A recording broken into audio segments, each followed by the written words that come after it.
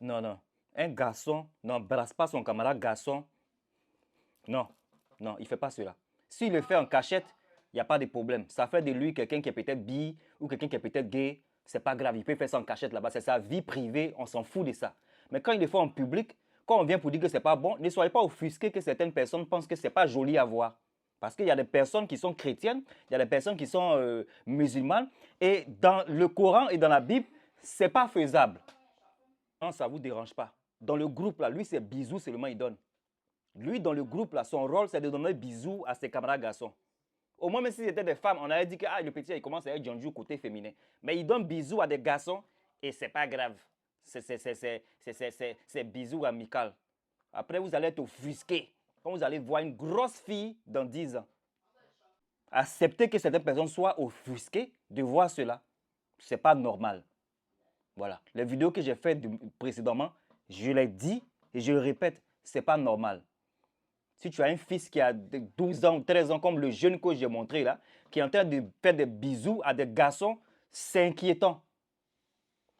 S'il ne veut pas devenir gay, c'est inquiétant. S'il veut avoir des enfants dans le futur, il veut être un père de famille dans le futur, c'est inquiétant. S'il est gay, s'il est comme ça, oui, il peut le faire, mais on ne veut pas voir ça.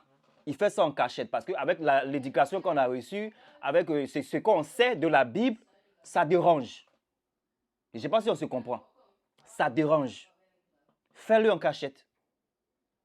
Parce qu'il y a des gens qui sont différents. Tu ne le fais pas en cachette, ces personnes-là, ça peut les emmener dans un état bizarre. Voilà, on n'encourage pas la violence du tout.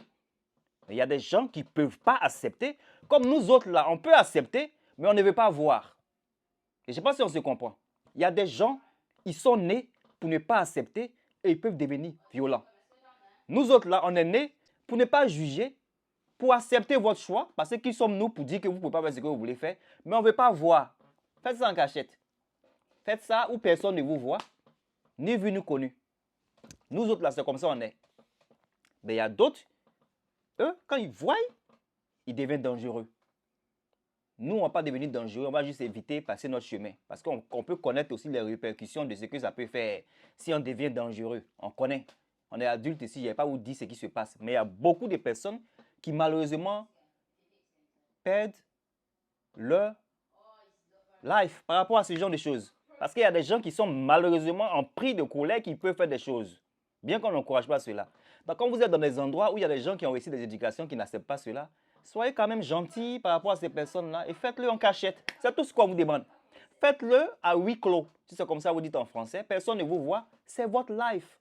Dieu va juger individuellement chacun de nous. Moi-même qui suis là, Dieu va me juger. Donc même si je veux le faire en cachette, ça n'engage que moi et Dieu. Il y a beaucoup de personnes qui font des choses en cachette. Ces choses que vous n'aimez pas là, il y a beaucoup qui font ça en cachette. Parce qu'ils savent qu'il y a la sensibilité des autres qui les regardent. Ce n'est pas bon de le faire. Dites à ce petit-là de commencer à aller à la gym. Au lieu de manger et puis de commencer à embrasser les gens de gauche à droite là. Il faut qu'il parte à la gym parce que vers la fin, ça commence à être vilain. Voilà, je répète.